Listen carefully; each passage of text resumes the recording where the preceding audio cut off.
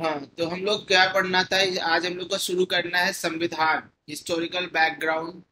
किसका? जैसे सबका इतिहास होता है वैसे संविधान का भी इतिहास है। कॉन्स्टिट्यूशन का भी अपना इतिहास है। ठीक है। और जो कॉन्स्टिट्यूशन का इतिहास है, पहले ये जानना जरूरी है कि संविधान है क्या। ठीक है। एक मिनट में एक बार और मैसेज डाल दूं।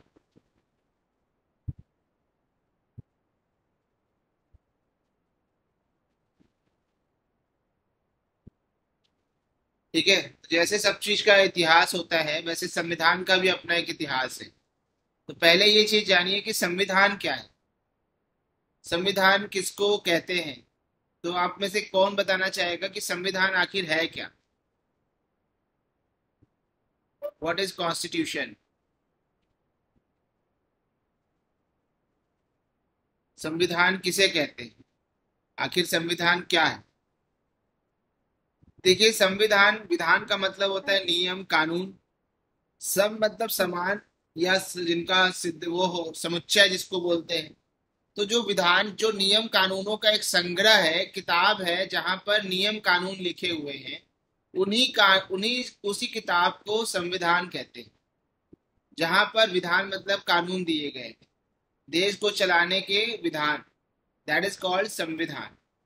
अब हम लोग इसको हिस्टोरिकल बैकग्राउंड में शुरू करते हैं। तो आप लोगों को पता होना चाहिए कि हमारे यहाँ जो संविधान की उपज हुई है, उसके पीछे जो मुख्य भूमिका निभाता है वो ब्रिटिश शासन। आज हम जो भी देख रहे हैं वो कहीं ना कहीं ब्रिटिश शासन की ही देन है, उसका ही रूप है, जो हम थोड़ा चेंज फॉर्म में देख रहे हैं। तो सबसे पहले आता है कि संविधान की शुरुआत कहाँ होती है। उसके पीछे की एक छोटी सी कहानी है कि एक कंपनी आती है, ईस्ट इंडिया कंपनी के नाम से। स्लाइड नहीं शो हो रही क्या? हो रही है सर। हो रही है सर। नहीं नहीं, स्लाइड दिख रही है, उसका स्लाइड शो वैसा कर लीजिए भैया। अच्छा, छोटा दिख रहा है। जी। नहीं, दिख रहा है, प्रॉपर दिख रहा है। ठीक है, चलो। तो यहाँ पर क्या है कि जो हमारा संविधान है, तो उस संविधान में क्या है कि, सॉरी, इसका एक पीछे कहानी है। कहानी ये है कि एक कंपनी आती है, ईस्ट इंडिया कंपनी। जैसे हमारे यहाँ एक कंपनी है रिलायंस। अब इंडिया कहीं एक जगह अधिकार कर ले, और श्रीलंका पर मान लो इंडिया अधिकार कर ले, और रिलायंस कहे कि हमको श्रीलंका के साथ व्यापार करने की जो है, हमको जो है वहां पर जाके छूट दीजिए कि हम श्रीलंका के साथ व्यापार करें, और अकेला हमें ही छूट दीजिए और कोई कंपनी नहीं जा सकती। वैसे ही ईस्ट इंडिया कंपनी एक कंपनी थी इंग्लैंड की, जिसको कि ईस्ट के साथ व्यापार करने की आजादी दी गई कि आप ईस्ट में जाइए, व्यापार करिए। ठीक है। तो इसीलिए इसको ईस्ट इंडिया कंपनी, क्योंकि हमारा जो इंग्लैंड है वो वेस्ट में है, तो इसको, इसका नाम ईस्ट इंडिया कंपनी पड़ा। वो कंपनी यहाँ आती है और कई साल तक, 1608 में यहाँ पर जहांगीर के दरबार में आता है कैप्टन हॉकिंस। तो कई साल तक जो है ये सिर्फ एक व्यापारी के रूप में रहते हैं। पर धीमे धीमे इन्हें परिचय होता है कि इंडिया के जो शासन व्यवस्था है, राजा आपस में लड़ रहे हैं, और हमारे पास जो है बहुत ही बेहतर किस्म के हथियार है वगैरह है। तो बेहतर ये होगा कि हम जो है यहाँ पर शासन व्यवस्था अपनाने के लिए कोशिश करें। और वो पार्टिसिपेट करती है लड़ाइयों में। और सबसे मुख्य लड़ाई होती है प्लासी का युद्ध, जिसके बाद इसको पहली बार एक क्षेत्र मिलता है जिसका प्रशासन इसको चलाना होता है। फिर प्लासी के युद्ध के बाद बक्सर का युद्ध होता है 1764 में। और बक्सर के युद्ध में इसको जो है तीन बड़े बड़े क्षेत्र मिलते हैं, बंगाल, बिहार, उड़ीसा, तीनों की दीवानी मिलती है। तो इसके पास अब प्रशासन करने की जिम्मेदारी आ जाती है। होता यह है कि कंपनी के जो जो ईस्ट इंडिया कंपनी के कर्मचारी हैं, वो जब शासक बन जाते हैं तो वो अपना पर्सनल व्यापार पर ज्यादा ध्यान देते हैं, और ईस्ट इंडिया कंपनी के व्यापार को ध्यान नहीं देते। ऐसी परिस्थिति में क्या होता है, ईस्ट इंडिया कंपनी घाटे में जाने लगती है। और जो तुम्हारा ईस्ट इंडिया कंपनी उस समय कई युद्ध लड़ती है, तो उसमें भी भारी खर्चा उसको उठाना पड़ता है। तो ईस्ट इंडिया कंपनी दिवालिया होने के कगार पर पहुंच जाती है। ऐसे में उसको, जो इंग्लैंड की सरकार थी, उससे लोन लेना पड़ा, लोन मांगना पड़ा। और जब लोन मांगना पड़ा, उस समय कौन थे? उस समय लॉर्ड नॉर्थ वहां के कौन थे? प्रधानमंत्री थे। ठीक है, एक मिनट, इसको मैं कैसे वो करूं?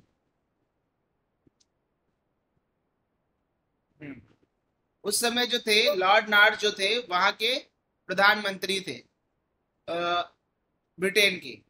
तो उन्होंने क्या कहा कि उन्होंने बोला कि जो है,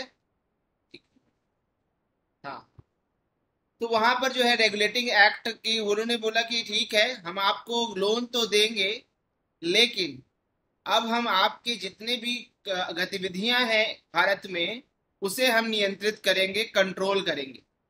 और उसी से नाम आता है रेगुलेटिंग एक्ट ऑफ 1773।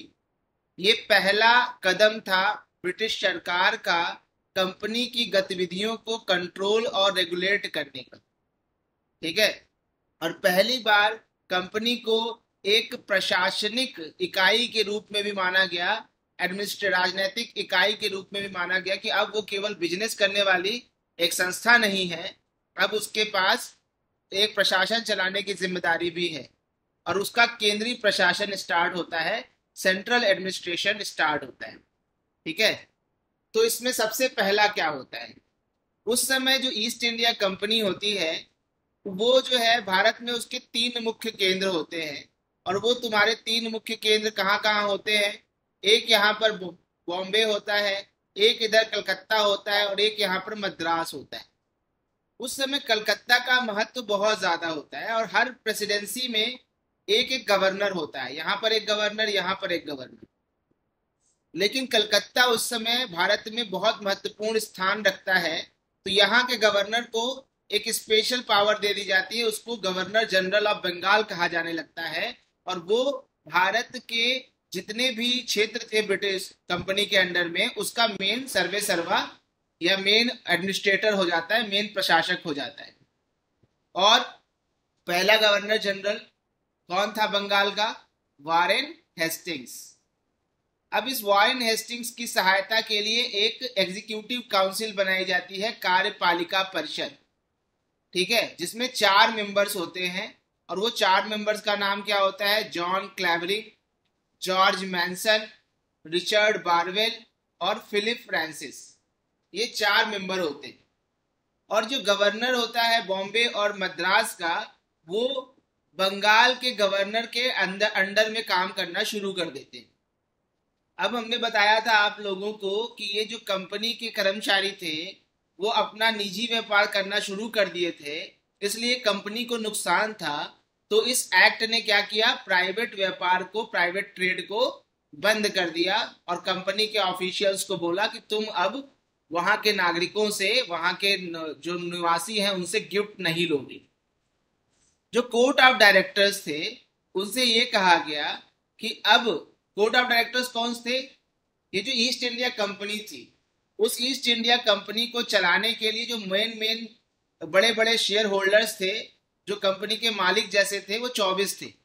उन कोर्ट ऑफ डायरेक्टर्स को बोला गया ब्रिटिश सरकार के द्वारा कि कंपनी के जितने भी रिवेन्यू के मैटर हैं, दीवानी मैटर है या सैन्य संबंधित मैटर है, वो सारे अफेयर्स की रिपोर्टिंग आप हमको करोगे। इसके अलावा एक सुप्रीम कोर्ट की स्थापना की गई 1774 में कलकत्ता में, और उसमें एक चीफ जस्टिस हुआ करते थे और 3 जजेस हुआ करते थे।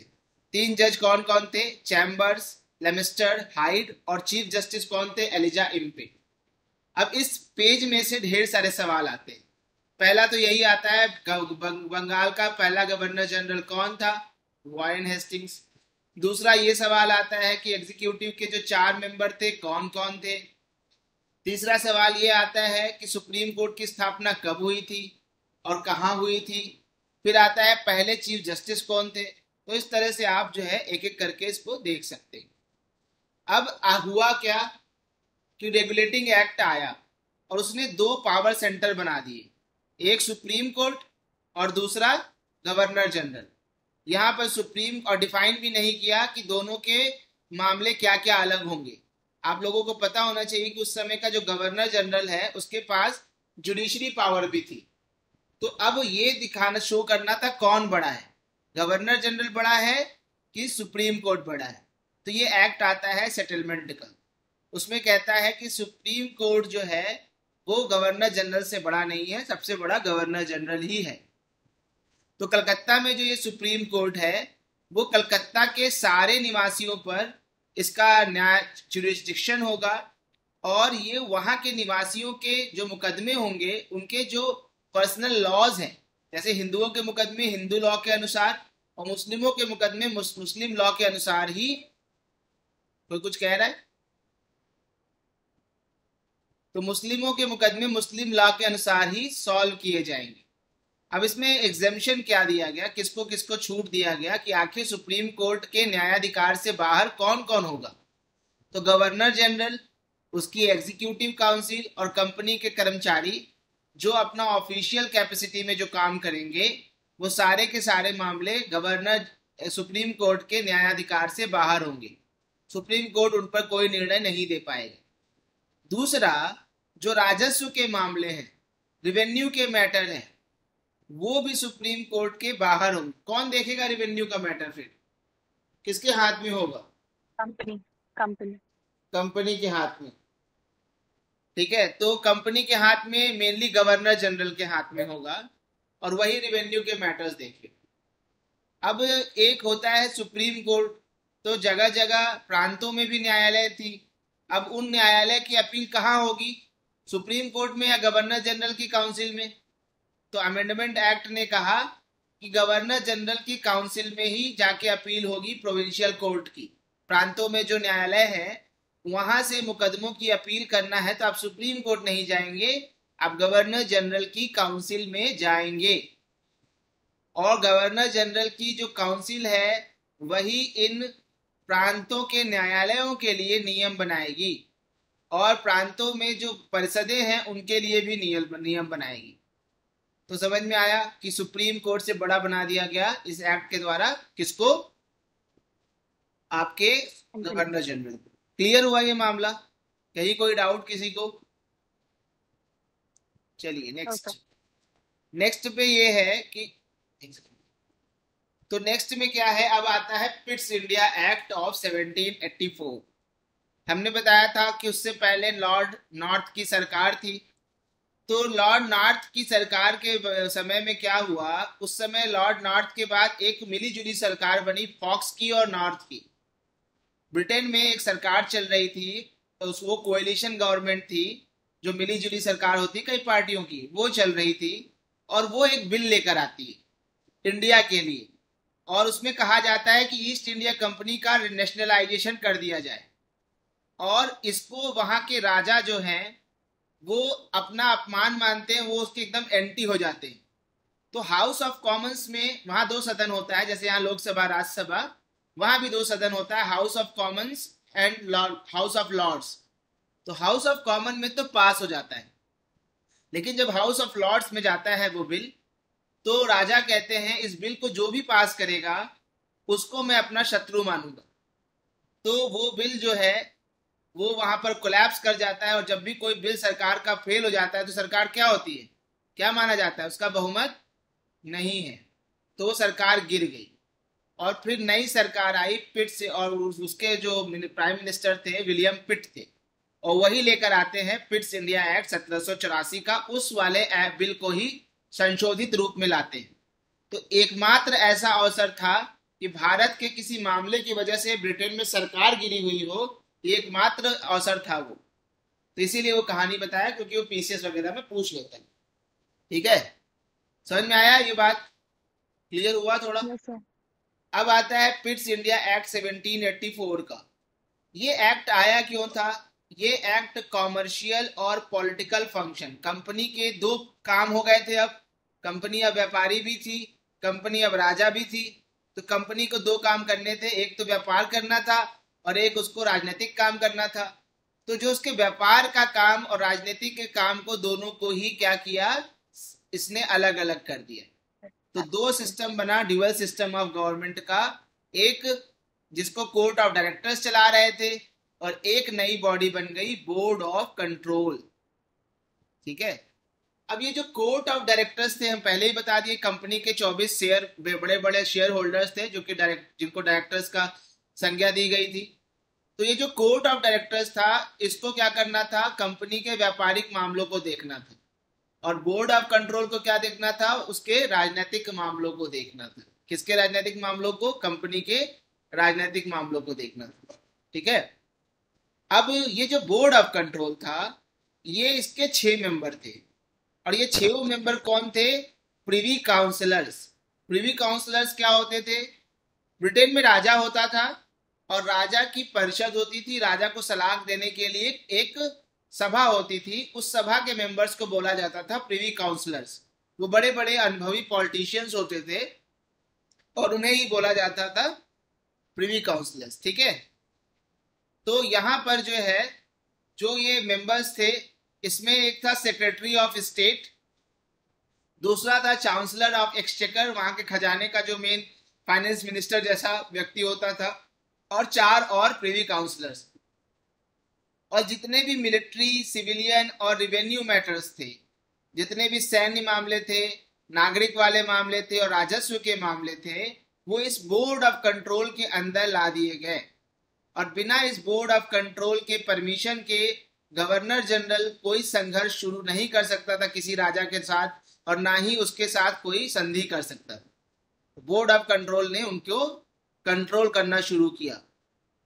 पहली बार इस एक्ट में, ये भी एक इंपॉर्टेंट है कि कौन से एक्ट में पहली बार कंपनी के क्षेत्रों को ब्रिटिश का क्षेत्र कहा गया, तो ये कहा गया 1784 के पिट्स इंडिया एक्ट। ठीक है, ब्रिटिश पोसेशन कहा गया कंपनी के क्षेत्रों। और सर ये बोर्ड ऑफ कंट्रोल सर कहाँ बैठती थी सर, लंदन में या यहाँ पे इंडिया में? लंदन। यहाँ क्यों बैठेगी, वहीं के सब है ना मेंबर। राजा का परिषद वाला कहाँ बैठेगा, इंडिया में आके बैठेगा, वहीं बैठता। अब जो गवर्नर जनरल का एग्जीक्यूटिव काउंसिल थी, जिसमें हमने देखा था 1773 के एक्ट में क्या हुआ था, 4 मेंबर थे, उनको घटाकर 3 कर दिया गया। ठीक है, बता दे रहा हूं, ये एक्ट का chapter one of the most important chapter है पॉलिटी के उसमें, और इवन मॉडर्न हिस्ट्री में। इसको याद जितनी जल्दी करके आप, एकदम इसमें बहुत कंफ्यूजन होता है आखिरी तक, तो इसको कंफ्यूजन को दूर कर दीजिए, इसको एकदम रटा होना चाहिए। अब आता है 1786 का एक्ट। ये कॉर्नवालिस, ये कॉर्नवालिस के बारे में आप लोग जानते हैं? कॉर्नवालिस कौन थे? Lord Cornwallis. हाँ, लॉर्ड कॉर्नवालिस जो थे, हाँ, एक लेखक थे सर। अच्छा, लॉर्ड कॉर्नवालिस की समाधि कहाँ पर है?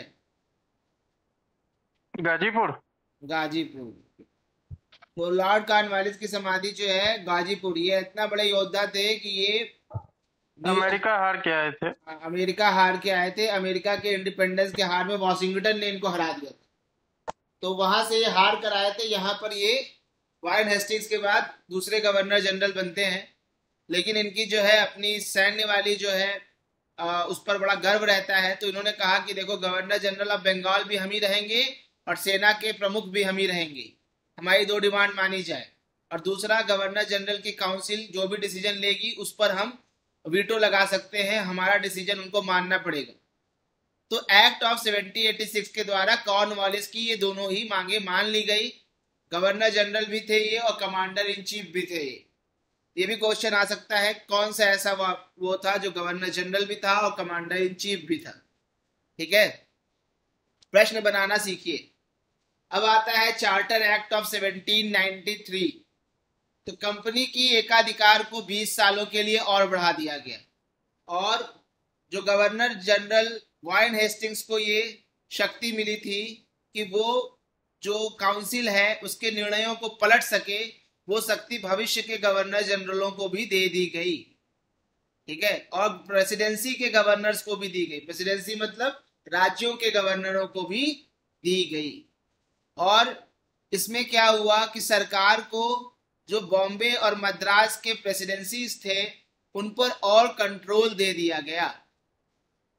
और एक और बात हुई कि गवर्नर जनरल का जब अपॉइंटमेंट होगा, गवर्नर का अपॉइंटमेंट होगा और कमांडर इन चीफ का अपॉइंटमेंट होगा, तो राजा की अनुमति जरूरी है। कहाँ के राजा की?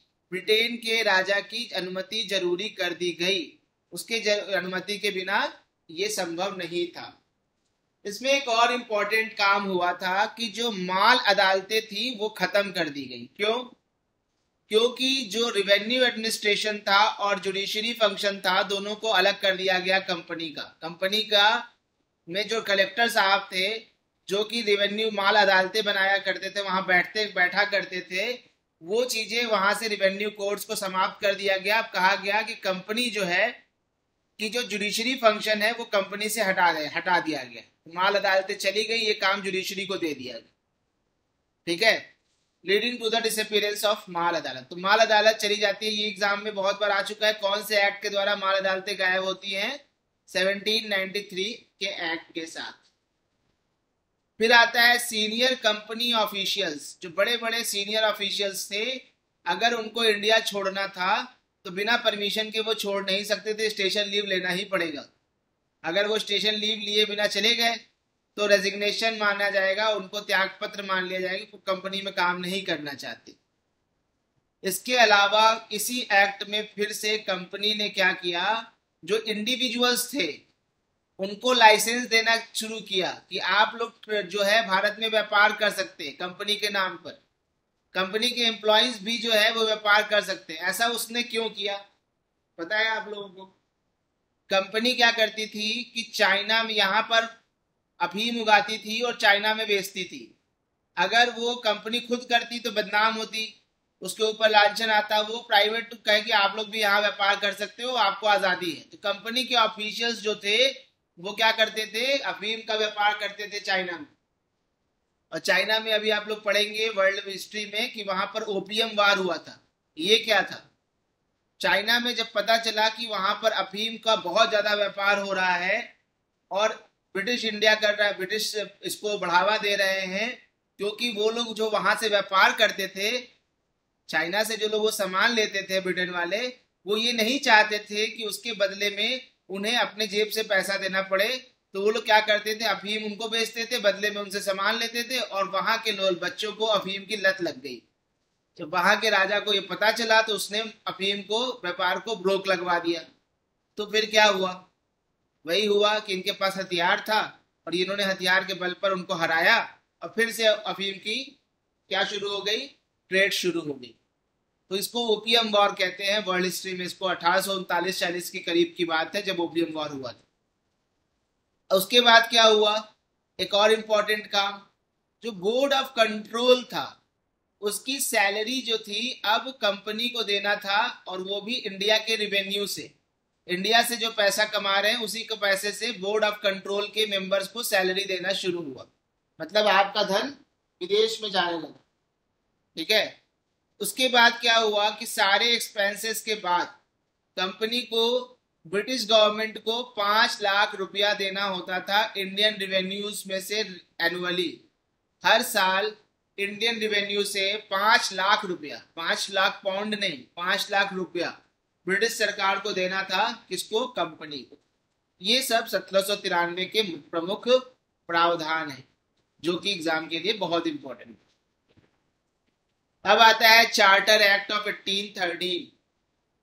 समझ में आ रहा है आप लोगों को? कोई डाउट हो रहा है, कोई दिक्कत हो रही है? ओके, अब जो है चार्टर एक्ट ऑफ 1813, अच्छा उसमें पाउंड था कि वो रुपीस था, उसको चेक करना पड़ेगा एक बार, बिकॉज वो देखना पड़ेगा। सर पाउंड था क्या शायद? हाँ पाउंड था क्या सर? हाँ शायद पाउंड ही था, बिकॉज वो मिस्टेक हो गई। मैंने उसको क्लियर हो ओके पाउंड था। ओके पाउंड था, तो वही कह रहा कि वही मुझे कंफ्यूजन हुआ कि पाउंड था कि रुपीस था। एक मिनट में इसको चेक कर सकता हूँ।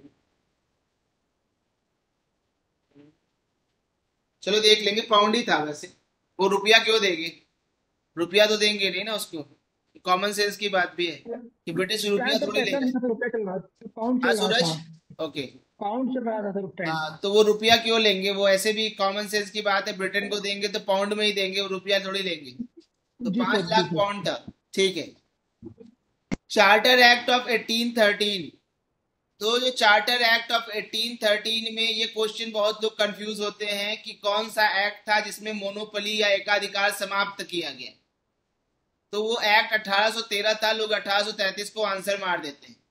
ऐसा नहीं है, इसके पीछे की कहानी भी है। हुआ ये था कि यूरोप में एक राजा था जिसका बड़ा बोलबाला था उस समय, उसका नाम था नेपोलियन बोनापार्ट। नेपोलियन बोनापार्ट ने यूरोप पर कब्जा करके यूरोप के दरवाजे ब्रिटेन के लिए बंद कर दिए। ब्रिटेन एक द्वीप था, नेपोलियन बोनापार्ट का ब्रिटेन पे कब्जा नहीं था, लेकिन सारे राज्य देशों पर ऑलमोस्ट कब्जा था, स्पेन पर, जर्मनी पर, सब पर उसका कब्जा था। तो उसने कहा कि हम ब्रिटेन को के व्यापारियों को यूरोप के साथ व्यापार नहीं करने देंगे। इसके बाद ब्रिटेन के व्यापारी कहाँ गए? ब्रिटेन की सरकार के पास। उनसे आग्रह किया कि इंडिया के दरवाजे हमारे लिए भी खोलिए, नहीं तो हम लोग तबाह हो जाएंगे, यूरोप के दरवाजे तो बंद ही हो गए। उस समय लगता नहीं था कि नेपोलियन बोनापार्ट हारेगा। तो उसकी वजह से ये एक्ट आया 1813 में, जिसमें कहा गया कि जो इंडिया की दरवाजे हैं वो बाकी के कंपनीज के लिए भी अब से खुल जाते हैं। अब बाकी की कंपनी भी यहाँ पर आकर व्यापार करेंगी, लेकिन दो चीजों में अभी भी ईस्ट इंडिया कंपनी को ही क्या मिला रहेगा? एकाधिकार मिला रहेगा। कौन कौन सा? चाय के साथ व्यापार, चाय में व्यापार, और चाइना के साथ व्यापार, क्योंकि चाइना के साथ तो ये लोग अफीम की खेती करते थे और चाय का व्यापार बड़ा फायदेमंद था। तो ये दो व्यापारों में अभी भी एकाधिकार बना रहा। ठीक है, तो ये पहला इंपॉर्टेंट क्वेश्चन है जो कई बार आ चुका है। दूसरा था कि जो कंपनी के जो क्षेत्र थे अब पूरे के पूरे ब्रिटेन की संप्रभुता के अंदर आ गए। ब्रिटेन का और क्राउन ने उसको अपना क्षेत्र मान लिया। और उसके बाद जो मद्रास, बंगाल और बॉम्बे की जो काउंसिल्स थी, वहां की विधान परिषदें थी, जो भी वो कानून बनाती थी, रेगुलेशन बनाती थी, उनको ब्रिटिश पार्लियामेंट से क्या करना होता था? पास कराना जरूरी होता था। अगर वहां से पास नहीं होगा तो वो वहां लागू नहीं होगा। इसके बाद एक और इम्पोर्टेंट इसमें एस्पेक्ट आता है कि जो स्थानीय सरकारें थी उनको लोगों पर टैक्स लगाने की छूट दी गई, और ये भी शक्ति दी गई कि अगर लोग टैक्स नहीं देंगे तो वो उनको पनिश कर सकती। ये भी एक इम्पॉर्टेंट पॉइंट 1813 में कीवर्ड्स हैं जो आपको याद रखने जरूरी है। फिर ये भी प्रश्न आता है कि कौन से एक्ट ने ईसाई मिशनरियों के दरवाजे, ईसाई मिशनरियों के लिए भारत के दरवाजे खोल दिए। तो यही चार्टर एक्ट था 1813 का, जिसके जरिए ईसाई मिशनरीज भारत आए थे।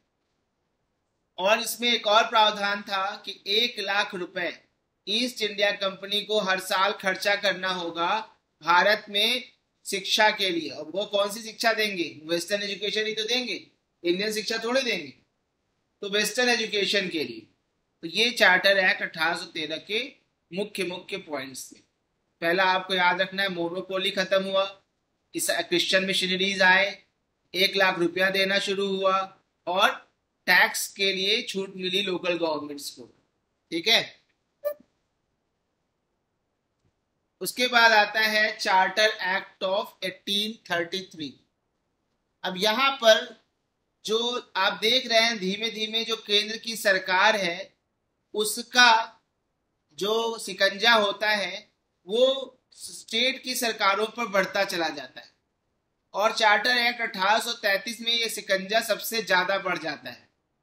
और ये क्या होता है? ये सेंट्रलाइजेशन का आखिरी स्टेप होता है भारत में, क्योंकि इसके बाद जब दोबारा एक्ट आएंगे तो वहां से विकेंद्रीकरण की, डिसेंट्रलाइजेशन की प्रक्रिया शुरू होगी। इसमें जो कंपनी की जो मोनोपोली थी चाइना के साथ व्यापार करने की और चाय में व्यापार की, इसको भी समाप्त कर दिया गया। इसका मतलब अब कंपनी कोई व्यापारिक काम नहीं करेगी, अब उसका एक केवल और केवल प्रशासनिक इंस्टीट्यूशन बनकर रहेगी। जो गवर्नर जनरल ऑफ बंगाल थे उनको बना दिया गया गवर्नर जनरल ऑफ इंडिया, और वो कौन थे? Lord William Bentinck. अच्छा, आप लोग बताइए कि लॉर्ड विलियम बेंटिक और किस काम के लिए फेमस है? बता सकता है कोई कि लॉर्ड विलियम बेंटिक किस काम के लिए फेमस है?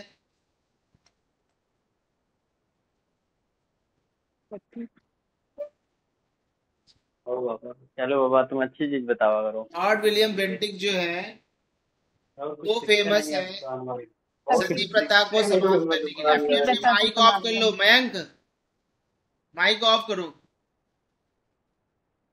लॉर्ड विलियम बेंटिक जो है वो सती प्रथा को समाप्त करने के लिए प्रसिद्ध थे। राजा राम मोहन रॉय थे, उन्होंने 1828 में ब्रह्म समाज की स्थापना करी थी। और उस ब्रह्म समाज के संस्थापक होने के साथ साथ वो और क्या थे, वो सती प्रथा के उन्मूलन के लिए बहुत इंपॉर्टेंट काम किया था उन्होंने। और बाद में लॉर्ड विलियम बेंटिक ने कानून लाके उसको समाप्त किया था। तो जो गवर्नर जनरल ऑफ बंगाल थे उनको गवर्नर जनरल ऑफ इंडिया बना दिया गया और गवर्नर जनरल को सारी शक्तियां दी गई, सारी मिलिट्री और सिविलियन पावर्स दी गई। और गवर्नर जनरल को यह भी पावर दी गई कि वो पूरे भारत के लिए कानून बना सकते थे, ठीक है। और गवर्नर जनरल को यह भी शक्ति दी गई कि भारत के जितने भी खर्चे हैं उसके उनके कंट्रोल में आते, ठीक। अब जो कंपनी के जो क्षेत्र थे वो पूरे के पूरे क्राउन के अधीन आ गए। क्राउन मतलब ब्रिटेन की सरकार। अब इसमें हम आप लोगों को याद है, अभी मैंने बताया था कौन से एक्ट के द्वारा एग्जीक्यूटिव काउंसिल में जो सदस्यों की संख्या थी 4 से घटाकर 3 हुई थी, किसी को याद है? कौन सा? 1773। नो, उसमें तो आई थी, उसमें तो 4 था। किसमें घटकर 4 से 3 हुआ था, कोई बताए? Fits India act. Good. Fits India act में 4 से घटकर 3 हो गई थी, तो वापस से 4 हो गई इस एक्ट में। एक नया मेंबर आ गया जिसको कि लॉ मेंबर माना गया, लेकिन ये मेंबर को वोट देने का अधिकार नहीं दिया गया। और वो मेंबर थे लॉर्ड मैकाले। गवर्नर जनरल की एग्जीक्यूटिव काउंसिल में एक नए मेंबर की एंट्री होती है, उस मेंबर को लॉ मेंबर कहा गया और उस मेंबर को वोट देने का अधिकार नहीं था। फिर क्या किया गया, इस एक्ट की एक बहुत इंपॉर्टेंट और वो ये थी कि इसने दास प्रथा के उन्मूलन के लिए कदम उठाए। इस एक्ट में साफ साफ कहा गया था कि भारत सरकार दास प्रथा को समाप्त करने की ओर काम करेगी। ऐसा क्यों हुआ था? क्योंकि ब्रिटिश पार्लियामेंट ने 1833 में ब्रिटेन में दास प्रथा को समाप्त कर दिया था। और हमारे यहाँ कब समाप्त हुई? 1843 में। उस समय कौन गवर्नर जनरल थे? Lord Ellenborough. This is very important question from prelims, TCS में न जाने कितनी बार आया है ये, ठीक है। तो 1843 में लॉर्ड एलन बोरो द्वारा स्लैवरी को समाप्त किया गया, ठीक। फिर इसमें एक और प्रावधान हुआ। पहली बार ये कहा गया, पहले आप लोगों को पता था कि अंग्रेज ही कंपनी के सिविल सर्वेंट बन सकते थे, वहां अधिकारी बन सकते थे, इंडियंस को वहां अलाउड नहीं था। तो इसमें कहा गया कि ऐसा किया जाए कि भारत में कंपनी में नौकरी के लिए जन्म के आधार पे, रंग के आधार पे, धर्म के आधार पे और नस्ल के आधार पर कोई भेदभाव न हो, ऐसा उसमें आर्टिकल 87 में रखा गया, धारा 87 में रखा गया। हालांकि ये लागू नहीं हो पाया क्योंकि कोर्ट ऑफ डायरेक्टर्स ने इसको अपोजिशन किया था, इसीलिए लागू कब हुआ ये बाद में अभी आएगा। फिर पहली बार एक बहुत ही इंपॉर्टेंट काम हुआ, एक कमीशन बना और उसकी आज तक उसके बारे में हम लोग पढ़ते हैं, उसी पर बेस सीआरपीसी वगैरह बनता है। एक कमीशन ये बना कि भारत में जितने कानून बिखरे हुए हैं सबको कोडिफाई करो। और एक आयोग बना जिसका नाम था इंडियन लॉ कमीशन, विधि आयोग, और उसके चेयरमैन थे लॉर्ड मैकाले। इसका काम था भारत के सारे कानूनों को एक जगह इकट्ठा करके भारत के लिए एक स्पेशल जो कानून की किताब बनाना, क्रिमिनल जो सीआरपीसी है, आईपीसी है, इसी लॉ कमीशन की देन है, ठीक है। तो बता सकता है कहाँ तक था? दास प्रथा का उन्मूलन 1833 एक्ट। अच्छा, 1840 स्लैवरी तक था, स्लैवरी तक था, ओके। सर इसमें क्या हुआ था, एक और चीज कि पहली बार इसमें एक व्यवस्था की गई। आप लोगों को पता होना चाहिए कि जो कंपनी की नौकरी थी पहले केवल अंग्रेजी कर सकते थे। पहली बार अंग्रेजों ने ये प्रयास किया कि बाकी लोगों को भी कंपनी की नौकरी में रखने की कोशिश की जाएगी। तो एक धारा आती है आर्टिकल 87 जिसमें ये कहा गया कि कंपनी की नौकरी में ना जन्म के आधार पर, ना रंग के आधार पर, ना धर्म के आधार पर या नस्ल के आधार पर कोई भेदभाव नहीं किया जाएगा। तो एक ओपन कंपटीशन की बात की गई कि अब भारतीय भी कंपनी का हिस्सा बन सकते थे, लेकिन ऐसा इसलिए नहीं हो पाया क्योंकि कोर्ट ऑफ डायरेक्टर्स ने इसका विरोध किया। ठीक है। फिर आता है एक इंडियन लॉ कमीशन। आप लोगों को पता है कि भारत में जो कानून थे सब बिखरे हुए थे, वहां पर कानूनों को एक जगह इकट्ठा करने की बात थी।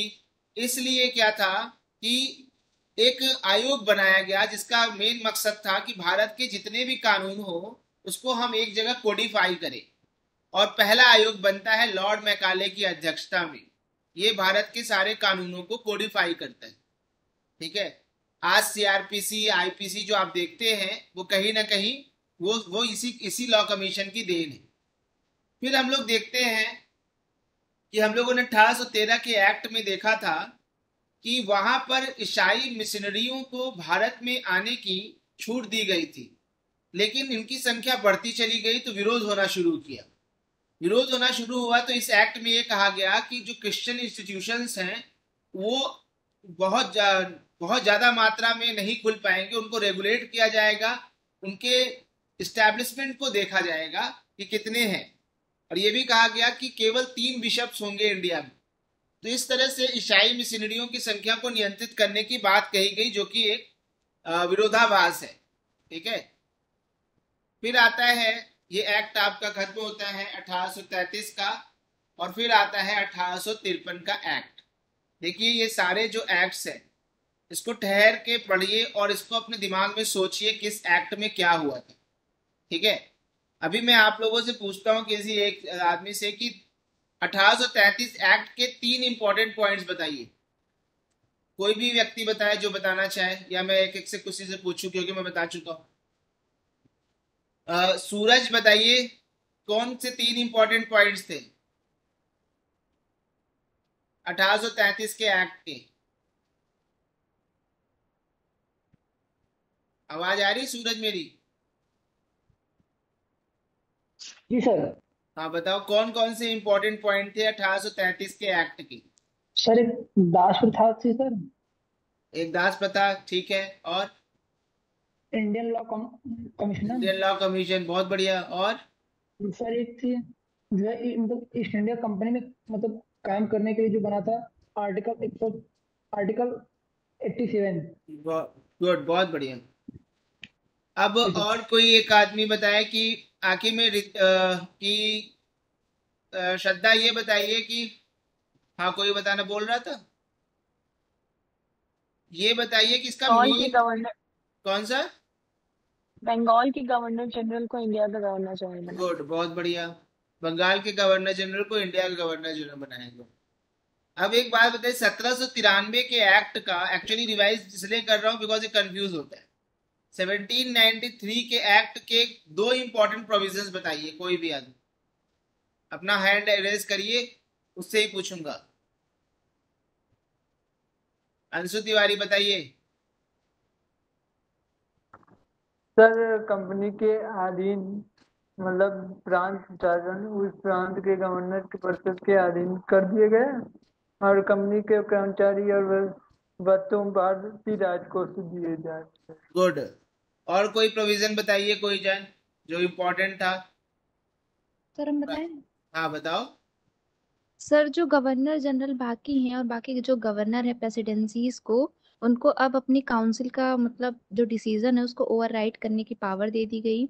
मोनोपोली जो है 20 साल के लिए मतलब उनका जो मोनोपोली था वो बढ़ा दिया गया, और जो कमांडर इन चीफ हैं वो अब गवर्नर जनरल काउंसिल के मेंबर नहीं हो सकते हैं जब तक उन्हें अपॉइंट ना किया जाए। गुड। और बोर्ड ऑफ कंट्रोल और उनके स्टाफ को जो है इंडियन रेवेन्यू से पैसा पे किया जाएगा। और सर जो ईस्ट इंडिया कंपनी है वो 5 लाख पाउंड हर साल ब्रिटिश गवर्नमेंट को देगी। और सर जो पर्सनल जो सर्वेंट्स हैं वो लाइसेंस ले सकते हैं कंपनी से अपना ट्रेड करने के लिए। गुड। और एक माल अदालतों को समाप्त कर दिए गए। ठीक है। तो यहाँ पर अब हम लोग आते हैं चार्टर एक्ट 1853। और ये एक्ट क्यों इम्पोर्टेंट है? ये एक्ट इसलिए इम्पोर्टेंट है क्योंकि यहाँ से आपके पार्लियामेंट की शुरुआत होती है।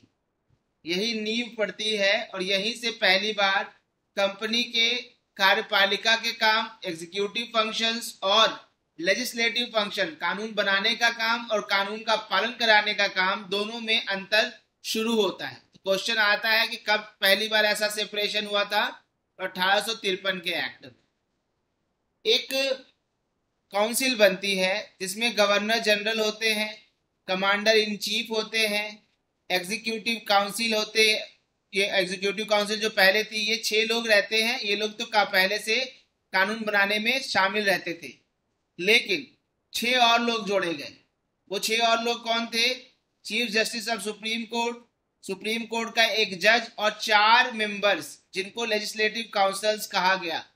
अब ये जो 4 मेंबर्स थे लेजिस्लेटिव काउंसिलर्स जिनको कहा गया, ये कहाँ से आते थे? एक बंगाल से, एक बॉम्बे से, एक मद्रास से और एक नॉर्थ वेस्टर्न प्रोविंस से। और ये लोग कौन होते थे? ये कंपनी के सर्वेंट्स होते थे जिनको 10 साल से ज्यादा का अनुभव होता था और उसको वहां के लोकल गवर्नमेंट अपॉइंट करती थी कि आप इस यहाँ के मुद्दे वहां पर ले जाइए, कानून बनाने में हमारी भी बातें रखिए, क्योंकि केंद्रीय प्रशासन को हमारे भी मुद्दे पता होने चाहिए, तभी तो हमारे लिए कानून बनाएगा। अभी तक आप देख रहे थे कि 1833 में सारे भारत के लिए कानून बनाने का अधिकार किसको था? गवर्नर जनरल, उसकी काउंसिल को। पहली बार क्षेत्रीय जो है रीजनल रिप्रेजेंटेशन शुरू होता है, ठीक है। और इस रीजनल रिप्रेजेंटेशन की शुरुआत इसी से होती है और 6 मेंबर्स के अलावा 6 एक्स्ट्रा जोड़े जाते हैं। किसके लिए? कानून बनाने के लिए। अब बताओ अभी की प्रक्रिया में क्या है? जो हमारे मिनिस्टर्स हैं उनके अलावा भी तो जो मेंबर्स होते हैं वो मिलके कानून बनाते हैं कि नहीं बनाते? यही प्रक्रिया अभी भी तो है। तो इस प्रक्रिया की शुरुआत कब हुई थी? इसी 1853 के एक्ट से। और इसी एक्ट के द्वारा जो आप आईएएस की तैयारी कर रहे हैं, वो ओपन कंपटीशन पहली बार इसी के द्वारा हुआ। 1854 में मैकाले कमेटी बनी और इसके बाद पहले भारतीय थे जिन्होंने आईएएस की परीक्षा निकाली। वो कौन थे? सत्येंद्रनाथ टैगोर। सत्येंद्रनाथ टैगोर, गुड। और दूसरे कौन थे? एस.सी. बोस। नहीं, रमेश चंद्र दत्त। सॉरी, हाँ नहीं। और रमेश चंद्र दत्त दूसरे थे। और उस समय परीक्षा भी लंदन जाके देनी होती थी। उम्र भी बहुत कम थी। आज उम्र भी बहुत ज्यादा है। अपने घर पोस्ट भी बहुत कम होती थी। सब कुछ विपरीत था। तब भी लड़के पास करते थे और भेदभाव भी होता था। आज पोस्ट भी ज्यादा है, अपने घर में भी देनी है, उम्र भी ज्यादा है, फिर भी हम अनुशासन की कमी से उस एग्जाम को पास नहीं कर पाते हैं। कहीं इच्छा शक्ति की कमी होती है, कहीं अनुशासन की कमी होती है। और हम उस 6 से लेके 12 तक जहां पर केवल एनसीईआरटी पूछी जाती है, उस परीक्षा को हम बहुत बड़ा मान लेते हैं। ऐसा कोई मानव से बड़ी परीक्षा नहीं है। आप देखिए कैसे कैसे लोग थे उस समय, जाके निकाले। इसके बाद जो है इसने और क्या किया कि जो कंपनी का जो रूल था, उसने बोला कि कंपनी का जो शासन है वो बढ़ेगा, लेकिन कितने समय के लिए बढ़ाया जा रहा है ये कोई पीरियड नहीं दिया। इसका मतलब इस एक्ट में पहले ही मान लिया गया था कि अब कंपनी को खत्म करने वाले हैं हम, और पूरा प्रशासन ब्रिटेन की सरकार के अंडर में हम लोग लेने वाले। इसीलिए कोई टाइम पीरियड नहीं फिक्स किया गया कि कंपनी के। हाँ श्रद्धा, कुछ कह रही हो? सर जैसे 6 मेंबर ऐड हुए थे इसमें, तो हाँ, 4 मेंबर ये लेजिस्लेटिव काउंसलर से हो गए, चीफ जस्टिस और एक जज। तो हाँ, सर ये जो कमांडर इन चीफ है, ये एग्जीक्यूटिव काउंसिल का पार्ट है, अलग से अलग है से थे इसमें? ये, अलग से मतलब एग्जीक्यूटिव काउंसिल का ही पार्ट होंगे। क्यों होंगे बता रहा हूँ, क्योंकि सेना के मामले को भी, सेना उस समय बहुत इंपॉर्टेंट रोल अदा करती थी ना, तो कार्यपालिका में इनके राय मशविरा हमेशा लिया जाता था। तो ये कार्यपालिका के एक सदस्य जैसे हमेशा से रहते थे, ठीक है। सर अलग से लिखा है इसलिए थोड़ा कंफ्यूजन हो रहा है। अलग से है मतलब वो अगर एग्जीक्यूटिव कोई भी अगर चीज, एक्चुअली उस समय सारा कुछ राजा वाला हालत था, हर जगह युद्ध होता था, तो सैन्य बिना उनके प्रशासन में कोई निर्णय नहीं लिया जाता था, इसलिए वो एग्जीक्यूटिव काउंसिल के एक पार्ट, ठीक है। वो पहले से, और वो कानून बनाने में भी वो काम आते, वो अपना राय मशुरा देते थे शुरू से ही। लेकिन जो 6 एक्स्ट्रा जोड़े गए थे उसमें ये लोग जोड़े गए थे, जो कि इसमें 1853 में जोड़े गए थे, ठीक है। अब इसमें एक और काम किया गया, जो बोर्ड ऑफ डायरेक्टर्स 24 थे उनकी संख्या को घटाकर 18 कर दिया गया। और जिनमें से 6 लोगों को नॉमिनेट कौन करेगा? ब्रिटिश क्राउन, ब्रिटिश के राजा मनोनीत करते थे। और जो लॉ मेंबर था लॉर्ड मैकाले, जिसको 1833 के एक्ट में ऐड किया गया था, जिसको वोट देने का अधिकार नहीं था, उसको फुल मेंबर बना दिया गया गवर्नर जनरल की एग्जीक्यूटिव काउंसिल। ठीक है। और एक और अधिकार दिया गया कि जो कोर्ट ऑफ डायरेक्टर्स थे वो क्या कर सकते थे? नई प्रेसिडेंसी और नई प्रांतों का निर्माण कर सकते थे। और ऐसा क्यों किया गया? क्योंकि लगातार उनके क्षेत्र बढ़ रहे थे, और क्षेत्र बढ़ रहे थे और ये नए प्रांत नहीं बनाते तो प्रशासन नहीं कर पाते, इसलिए उनके जो क्षेत्र बढ़ने के साथ उनको नए प्रांत बनाने की भी जिम्मेदारी उनको दे दी गई। तो 1833 और 53 के बीच में क्या था? 2 नए प्रांत बने थे, सिंध और पंजाब। और इसके अलावा ये भी किया गया कि जो लेफ्टिनेंट इन प्रांतों के लिए वो लेफ्टिनेंट गवर्नर भी बना सकते थे। तो 1859 में एक लेफ्टिनेंट गवर्नर की नियुक्ति होती है पंजाब में। इसी एक्ट के द्वारा असम, बर्मा और केंद्रीय प्रांत का निर्माण होता है, सेंट्रल प्रोविंसेस का निर्माण होता है। इसके अलावा इस एक्ट में एक और इम्पोर्टेंट काम था। क्या? जो गवर्नर जनरल बंगाल का था उससे बंगाल के प्रांत की गवर्नर की शक्ति छीन ली गई, एक नया गवर्नर दे दिया गया बंगाल के प्रांत को, और उसको पूरे भारत का गवर्नर जनरल की पूरी शक्ति दी गई। वो अब बंगाल के गवर्नर का जिम्मा नहीं संभालेगा। पहले क्या था? जो गवर्नर जनरल इंडिया का होता था वही बंगाल के गवर्नर भी रहता था, बंगाल के गवर्नर की जिम्मेदारी भी संभालता था, जो कि इस एक्ट के द्वारा क्या कर दिया गया? अलग कर दिया। बंगाल को भी एक अलग गवर्नर देने की बात कही गई। समझ में आया ये बात? क्लियर हुआ? Yes sir. तो ये था तुम्हारा एक्ट। अब हो जाएगा इसके बाद 1853 का जब एक्ट आया था तो उस समय कौन था गवर्नर जनरल इंडिया का? लॉर्ड डलहौजी। तो लॉर्ड डलहौजी की नीतियों का नतीजा क्या बन के आया? 1857 का स्वतंत्रता संग्राम। और 1857 का जब स्वतंत्रता संग्राम होता है तो उसके बाद ईस्ट इंडिया कंपनी को समाप्त करके भारत का प्रशासन ब्रिटिश सरकार अपने हाथों में ले लेती है, और एक एक्ट आता है गवर्नमेंट ऑफ इंडिया एक्ट 1858। ठीक है। तो गवर्नमेंट ऑफ इंडिया एक्ट जो 1858 होता है उसको good government of India act भी कहा जाता है। ठीक है। और इस एक्ट को कहां पढ़ा गया था? पता है आप लोगों को? गवर्नमेंट ऑफ इंडिया एक्ट को कहां पढ़ा गया था? हाँ, इलाहाबाद। इलाहाबाद में पढ़ा। इलाहाबाद। तो गवर्नमेंट ऑफ इंडिया एक्ट को इलाहाबाद में पढ़ा गया था लॉर्ड कैनिंग के द्वारा। कैनिंग। हाँ। तो ये जो है, और इसमें क्या किया गया था कि ईस्ट इंडिया कंपनी के रूल को समाप्त कर दिया गया और पूरा का पूरा शासन ब्रिटिश सरकार के हाथ में आ गया। जो गवर्नर जनरल थे उनको अब वायसराय कहा जाने लगा, और लॉर्ड कैनिंग जो थे वो पहले वायसराय बनते हैं। और जो ये ड्यूअल रोल था इसको समाप्त कर दिया गया। ठीक है। जो कोर्ट ऑफ डायरेक्टर्स थे और बोर्ड ऑफ कंट्रोल, इन दोनों को समाप्त कर दिया, कोई जरूरत ही नहीं रही। जब कंपनी ही नहीं रही, ना बोर्ड ऑफ डायरेक्टर की जरूरत रही, ना बोर्ड ऑफ कंट्रोल की जरूरत रही, अब तो सीधा का सीधा शासन ब्रिटिश सरकार देखेगी। इन दोनों का जब रिलेवेंस ही नहीं तो खत्म। अब इनको खत्म किया जाएगा तो एक नई संस्था बनेगी जिसका नाम था सेक्रेटरी ऑफ इंडिया, और इनकी सहायता के लिए एक काउंसिल बनती है जिसमें कितने मेंबर होते हैं? 15 मेंबर होते हैं। गुड। और ये जो सेक्रेटरी ऑफ इंडिया होते हैं ये ब्रिटिश सरकार का एक हिस्सा होते हैं, वहां पर एक मंत्री होते हैं। और पहले सेक्रेटरी ऑफ इंडिया बनते हैं लॉर्ड स्टैनली रोड इलाहाबाद में उनके नाम पर है, लॉर्ड स्टैनली। ठीक है। तो यहां से स्टार्ट होता है 1861। इसके बाद मैंने क्या किया, इसको अच्छा बनाया नहीं, चलो कोई नहीं। तो 1858 का जो एक्ट था यहाँ पर ये सारी चीजें होती।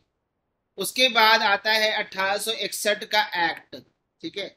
अभी मैंने 1861 वाले एक्ट को इंग्लिश में कन्वर्ट नहीं करा है, मतलब हमारे पास हिंदी में नोट्स बना हुआ था, उसको मैंने हिंदी इंग्लिश में डाला था। तो चलो हम लोग हिंदी में ही पढ़ लेते हैं इसको। ठीक है। जो एक मिनट, क्या पता मैंने किया ही हो, एक मिनट नहीं किया। चलो, तो यहाँ पर क्या है, 1861 का अधिनियम आता है। 1861 में क्या होता है, लॉर्ड कैनिंग उस समय गवर्नर जनरल होते हैं, और उस समय क्या होता है, इनकी जो एग्जीक्यूटिव काउंसिल होती है इसमें एक 5वां सदस्य जोड़ा जाता है जो कि लॉ का एक जानकार होना चाहिए। और इसमें एक और बहुत इंपॉर्टेंट चीज आती है जो आज हम लोग देखते हैं, पोर्टफोलियो सिस्टम। ये क्या होता है, एक मंत्री को एक कार्यालय दिया गया, पोर्टफोलियो सिस्टम शुरू हुआ। ठीक है, इस प्रकार जो है भारत सरकार में मंत्रिमंडलीय व्यवस्था की नींव रखी गई।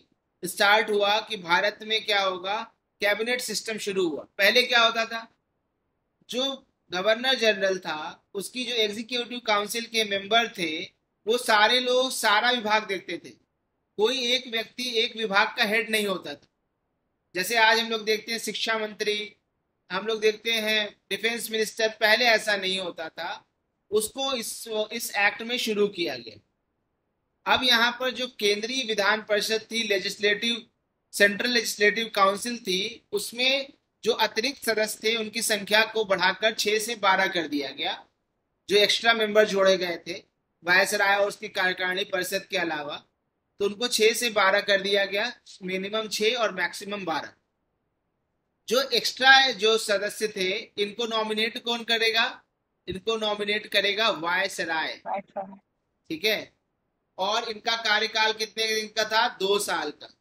और इनमें जो एक्स्ट्रा सदस्य थे उनमें से आधे सदस्य जो थे वो नॉन ऑफिशियल होने थे। ये क्या मतलब, ऑफिशियल जो कि उस कंपनी के हिस्सा हैं, जो कि एग्जाम पास करके जाते थे उनको सदस्य बनाना, नॉन ऑफिशियल जो बाहर के होते थे जिनको नॉमिनेट किया जाता था।